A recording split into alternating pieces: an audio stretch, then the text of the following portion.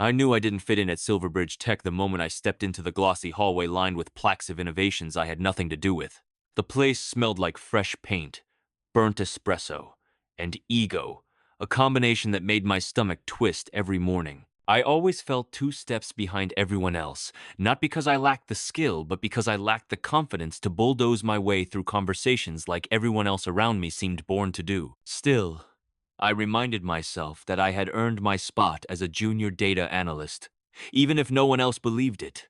I kept my head down, worked long hours, and told myself that skill mattered more than swagger. I didn't know yet just how wrong I was. My desk sat in the corner of the analytics floor, facing a wall covered in outdated charts no one bothered to take down.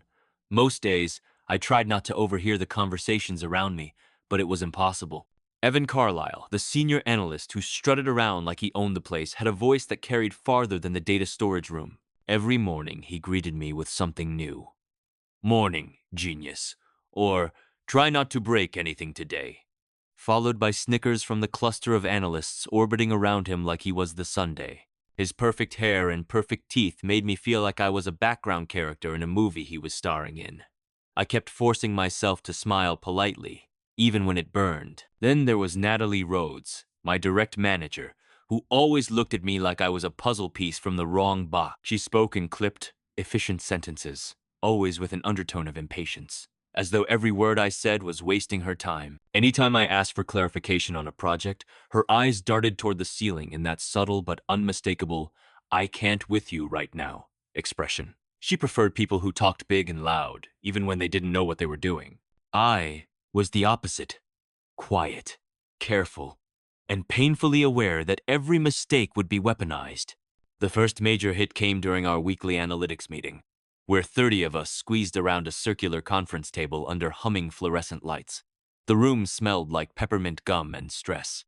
We were reviewing the projections for our biggest client, Riverfront Retail, who had been complaining for weeks that our forecasts didn't match their sales reality. I had spent the last 3 nights refining a model that could fix the discrepancies, but when I tried to speak up, Evan cut me off with a patronizing laugh. "Liam, this is a high-level discussion," he said, waving dismissively. "Let the adults handle it." A few chuckles rippled around the room. My throat tightened, and heat crept up my neck. I hated that I physically reacted to humiliation. It only fed into the narrative that I was too soft, too awkward, too everything wrong. Still, I opened my laptop and pulled up my model anyway, preparing to show it if given the chance. I didn't realize yet that the chance was the last thing they wanted to give me. When the projections on the screen failed to match even basic trends, the room fell into a tense silence. Natalie cleared her throat and asked if anyone had alternative ideas. My heart started racing. This was my moment. I raised my hand and said, "I actually built an experimental algorithm that—" But before I could finish, Evan spoke louder. "He means he glued some formulas together in Excel," he joked. "It's cute." The room erupted in laughter, even from people who should have known better. My face burned. I wanted to disappear into the carpet. I persisted anyway. "It's not Excel," I said, trying to keep my voice steady. "It's a multi-layer prediction model using adaptive weight adjustments." But my words were swallowed by the noise, and Natalie finally sighed, pinching the bridge of her nose. "Liam," she said, "why don't you focus on the basic tasks we talked about? Leave the advanced modeling to the team with experience." The team with experience? Meaning everyone except me. I swallowed hard as the meeting moved on without me, my idea dismissed before anyone even saw it. That algorithm represented hours of work, hours of hope that maybe, just maybe, I could prove myself. But instead, I had been publicly shoved back into my box. But things were about to get much worse. Later that afternoon, I overheard Natalie talking to Evan near the kitchenette, their voices carrying through the open floor. "He's just slow," she whispered. "Nice kid, but not cut out for this." Evan snorted. "Too stupid for the job. You can't teach instinct."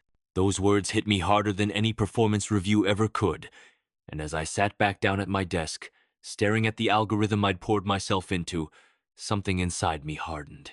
They thought I was stupid. They had no idea what I was building. The next morning, the office buzzed louder than usual. People leaned over cubicle walls, whispering about riverfront retail's growing frustration with our department. I walked in clutching my laptop bag like a shield, hoping yesterday's humiliation would fade into background noise. But humiliation never fades that quickly, not when the people causing it enjoy replaying it. As I set my bag down, I caught Evan smirking at me from across the room, raising his coffee cup in a mock toast. I pretended not to notice, though the gesture gnawed at me. I focused on polishing my algorithm. It had the potential to correct the forecasting issues entirely, something I was now certain no one else had managed to do. The more I worked on it, the more confident I became that Riverfront's problems stemmed from a hidden pattern in their seasonal behavior, one the current models were too rigid to identify. My algorithm adapted on its own, recalibrating weights based on real-time data instead of fixed assumptions. It wasn't flashy, but it worked. I ran the numbers again just to be sure, and the accuracy was unmistakably superior. That's when Natalie called me into the glass-walled meeting room at the end of the floor. She sat at the head of the tiny table, arms crossed, expression unreadable. I sat down cautiously, closing the door behind me. "Liam," she said without preamble, "I need you to send your project files to the team. We're consolidating all open work." That alone wouldn't have been strange, but her tone had an edge that made my stomach twist. I asked her what file she meant, and she said, "All of them, especially that experimental model you mentioned. Evan will take it from here." My blood ran cold. "Evan? Take it from here?" My voice came out shaky but controlled. "I'm still developing it," I said. "It's not ready for anyone else to handle, and respectfully, I'd rather finish it myself." Her jaw tightened, and she tapped a pen against the table. "This isn't up for debate," she said. "You're not qualified to run advanced modeling alone. The team needs your work, and you need to follow instructions." Something in her phrasing made everything click into place. They weren't consolidating anything. They were taking my algorithm, my work, and handing it to someone they actually respected. Someone loud, someone confident, someone wrong. I felt the injustice swelling in my chest, but I forced myself to stay calm. "Can I ask what Evan needs it for?" I said carefully. Natalie gave a dismissive shrug. "He's presenting solutions to the board next week. Your model will be part of the deck." So that was it. Evan was going to take credit. I walked back to my desk feeling hollow, my thoughts a tangled mess. On one hand, I knew refusing a direct order would get me written up, or worse. On the other hand, handing over my algorithm meant giving away the only thing I had done right in this miserable place. My cursor hovered over the folder containing the latest version. I stared at the timestamp, the lines of code I had obsessed over, the logic that had kept me awake night after night. It felt like slicing off a piece of my own identity to give it away. Before I could decide, Evan strutted over and leaned on my cubicle wall like he owned it. "Heard you've got something for me," he said with that smug grin I had begun to see even when he wasn't in front of me. "Don't worry, I'll make your little project shine. That's what leaders do." I swallowed my anger and said nothing. He mistook my silence for admiration. He leaned in closer. "And hey," he added with a wink, "when the board loves it, I might even mention you helped a little." My fists clenched under my desk. Not because he was stealing my work, but because he thought I should be grateful for the crumbs of acknowledgement he planned to drop. By lunchtime, I dragged myself into the cafeteria, where the air smelled like microwaved leftovers and burnt coffee. I sat alone, pushing pasta around my plate, every bite tasting like cardboard. That's when Priya Patel, one of the few people who treated me like a human, sat across from me. "You look awful," she said bluntly. "What happened?" Normally I deflect, but today the truth spilled out. I told her everything about the algorithm, the meeting, Natalie, and Evan's entitlement. Priya listened without interrupting, her expression darkening with every sentence. "That's messed up," she said firmly, "and illegal, actually. Intellectual property rights don't vanish just because you work here." I blinked at her, startled. She went on. "If you developed it independently, they can't just use it without proper attribution." Her words hung in the air like a lifeline I didn't know existed. For the first time that week, I felt something other than despair. I felt possibility, but that feeling wouldn't last long, because the betrayal wasn't over yet. When I returned to my desk, My heart dropped. My algorithm folder was open on my screen, and Evan was standing. Evan didn't notice me at first, which made the scene even more infuriating. He was hunched over my keyboard, scrolling through file after file like a kid raiding a candy stash. When he finally looked up, he didn't flinch or apologize. He just grinned like he'd been caught doing something harmless. "Relax, Liam," he said, clicking through my code. "I'm just getting a head start. You take too long." The violation hit me on a physical level. It felt like someone rooting through my diary. My voice shook as I told him to get away from my desk. He rolled his eyes and walked off, but not before transferring a copy of my algorithm to his drive. I knew he had done it because the transfer pop-up flashed for half a second before he closed it. The arrogance was so bold it made me dizzy. He didn't even feel the need to hide it because he knew management would take his side. My head pounded with a mix of anger and helplessness as I sat down and stared at the empty taskbar like it could give me an answer. I didn't know what to do, so I started documenting everything. Every timestamp, every file version, every email, every note. Priya's warning about intellectual property kept echoing in my mind like an alarm bell. I dug through my personal backups, the ones stored on my own encrypted server at home, and compared them to the files on my office computer. It only took a few minutes to confirm something crucial. The algorithm wasn't technically a company asset. I had been building early prototypes of it months before I even joined Northline Analytics. That was the moment the first seed of possibility sprouted. Maybe I had more power here than they realized. But right as hope flickered, something else caught my eye. An automated log notification appeared on my screen. It was from the shared development environment that only senior analysts had access to. The message read, "New model parameters uploaded by E. Matthews."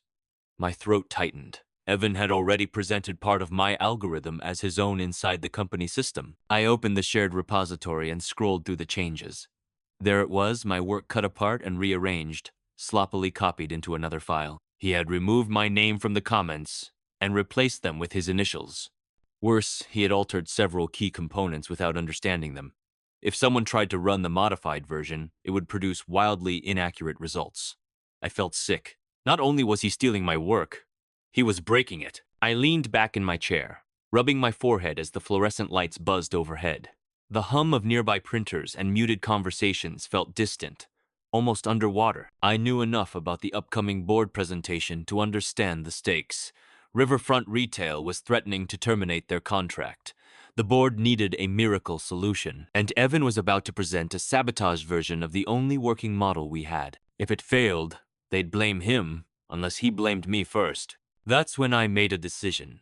I backed up the last stable version of my algorithm and stored it in an encrypted folder on a personal drive. Then I opened a fresh email draft addressed to myself, attaching screenshots and logs documenting Evan's file theft and edits. It felt like a small shield, but a shield nonetheless. I wasn't going to let my work be twisted and turned into a weapon against me. Before I could hit send, Priya poked her head over the divider. "Quick warning," she whispered. "Evan and Natalie are in the conference room talking about you." My stomach twisted. I asked her what she meant, and she said, "I overheard them saying you've been unreliable and that they need to manage you out before the board meeting." The words hit like a slap. They weren't just using me, they were planning to discard me afterward. I walked to the restroom, locked myself in a stall, and sat on the closed toilet lid, trying to steady my breathing. My reflection in the metal dispenser was warped but honest. I looked exhausted, defeated, and angry. So angry. But sitting there, I realized something important. If they were plotting to push me out, then they were already terrified. Terrified enough to try to silence me before I could speak. A sudden thought jolted through me. What if there was something else they were hiding? Something bigger than just stealing my work? I left the stall and headed to the archival server room, a cold, humming space on the other side of the floor. Senior staff rarely went in there. It's where old project logs and compliance data were stored. I typed in my access code, stepped inside, and went straight to Evan's archived activity log. 1 minute of scrolling was all it took for my jaw to drop. There, buried inside a sequence of older entries, was a file labeled with Evan's employee ID. Its title, "Forecast Manipulation Override Q4 Client Report." He hadn't just stolen my work. He had been falsifying client data for months, and now I had proof. I stared at the file name for several seconds before I even dared to click it. The cold air in the server room felt sharper now, like the temperature had dropped 10 degrees. My fingertips tingled as I opened the document and scrolled through line after line of data overrides. Each entry showed modifications made after client reports had already been finalized manual changes where none should exist. It wasn't subtle, it was deliberate, and it was systematic enough that there was no way he hadn't known exactly what he was doing. I felt a rush of horror as I pieced it together. Evan hadn't just manipulated numbers, he'd falsified entire trend summaries to make underperforming clients look stable. That explained why Riverfront Retail had been blindsided by their forecasting issues. They'd been fed lies. Lies my department was now being blamed for. Lies that Evan must have hoped would never surface as long as he kept burying them under new projects. My chest tightened with the weight of it. This wasn't just office politics anymore, it was fraud. Footsteps echoed in the hallway outside the server room, and I froze. For a moment, I thought Evan had followed me, but the footsteps faded. I saved copies of the files to my encrypted drive and closed everything down, making sure the screen left no trace of my access. I slipped out of the room as quietly as I could, but my heart still hammered in my chest like I'd committed a crime. Part of me wondered if I had crossed a line, if digging into his logs could come back to bite me. But the bigger part of me whispered that I now had the key to everything. Back at my desk, I plugged in my drive and pulled up the documents again, just to reassure myself it hadn't been a hallucination.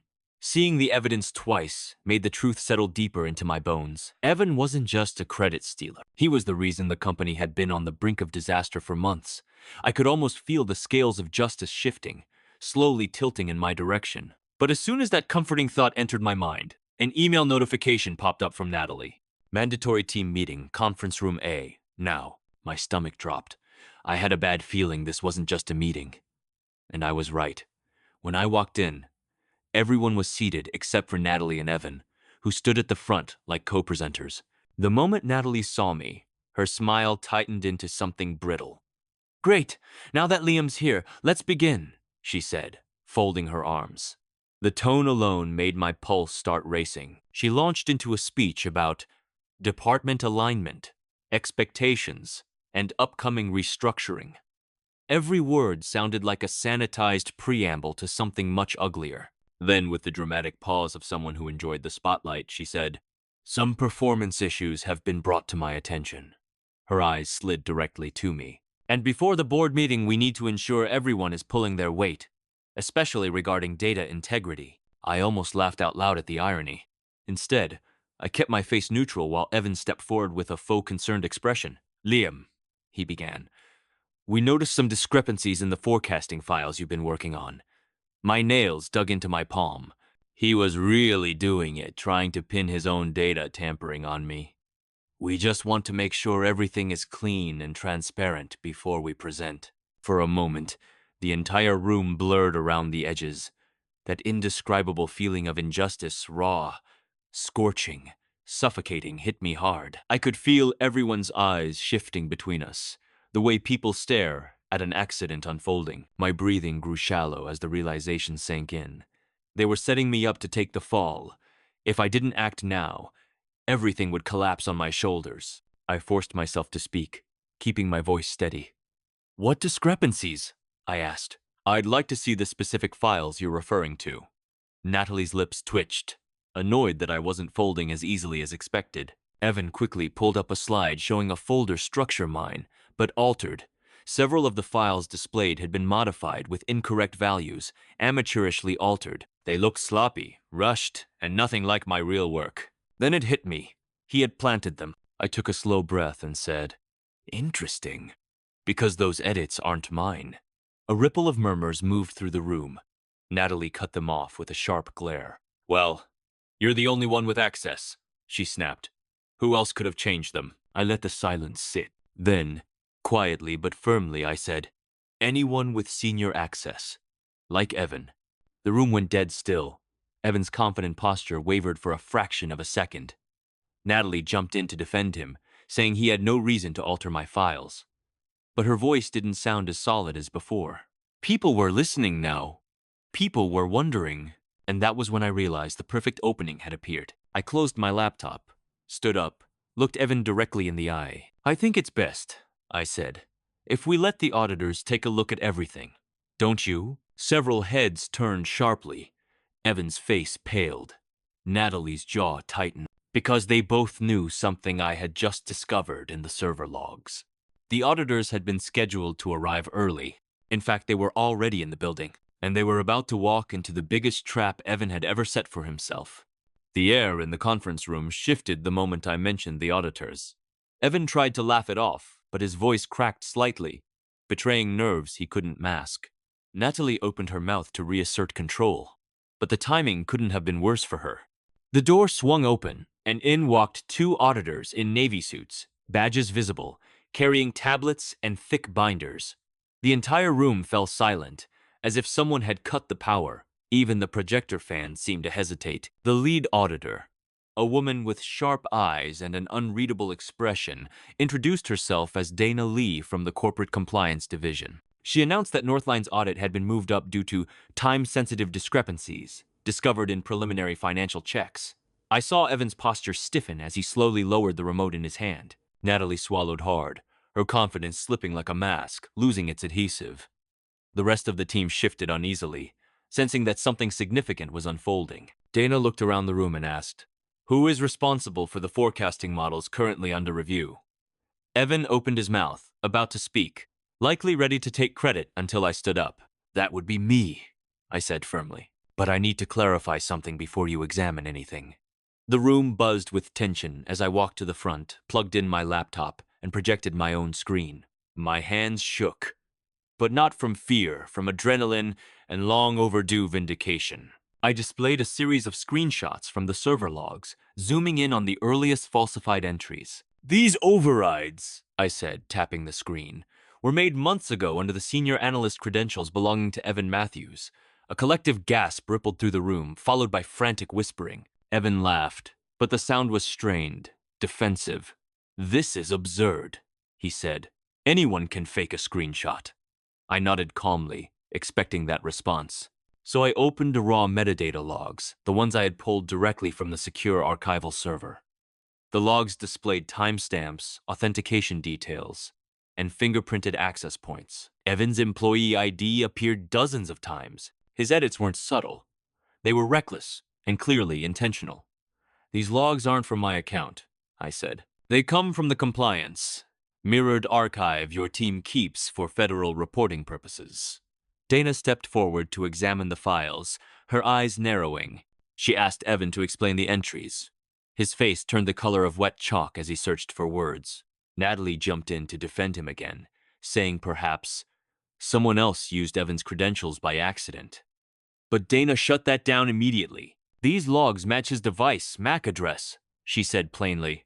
"This is not accidental." Several employees exchanged looks that ranged from disturbed to impressed. For once, no one was laughing. Then I revealed the final piece. The broken version of my algorithm Evan had uploaded into the shared system. I pointed out the mismatched variables, the corrupted parameters, and even the comments he'd clumsily edited to remove my name. "This isn't just data manipulation," I said. "It's an attempt to sabotage the only working model we have and to frame me for the inaccuracies." Dana nodded slowly, processing everything. She instructed the second auditor to collect Evan's laptop and company phone immediately. Evan's protest was loud, frantic, and desperate. He accused me of setting him up, of conspiring with the auditors, of having some kind of vendetta, but every claim crumbled under the weight of the evidence. The auditors escorted him out of the room as he kept shouting about being the real talent of the department. His voice echoed down the hallway until it faded entirely. The silence he left behind felt like a cleansing wind. Natalie looked like she might faint. Dana turned to her calmly and asked why the department supervisor had failed to report or detect months of falsified data. Natalie stammered, clinging to excuses that sounded thinner with every word. The auditors took her aside for questioning. And although she didn't leave in handcuffs, she left in tears and without her badge. Everyone avoided eye contact with her as she walked out. The fall of both of them felt inevitable, almost poetic. When the auditors finished questioning me, They asked for my original algorithm for verification. I handed them the clean, fully functional version. An hour later, they confirmed its accuracy and reliability. Dana called it the most robust forecasting solution brought to this audit cycle. The CEO, who had heard what happened, personally thanked me for my integrity and composure. Word spread fast, and by the end of the day, no one saw me as the quiet, overlooked guy anymore. 2 days later, a guy he called me in, and they offered me Evan's former position, senior analyst and team lead. That one sentence hit me harder than all the humiliation they'd put me through. But accepting wasn't the best part. The best part was watching the same people who had once mocked me stand up and applaud when my algorithm saved the company's biggest account and secured my future forever.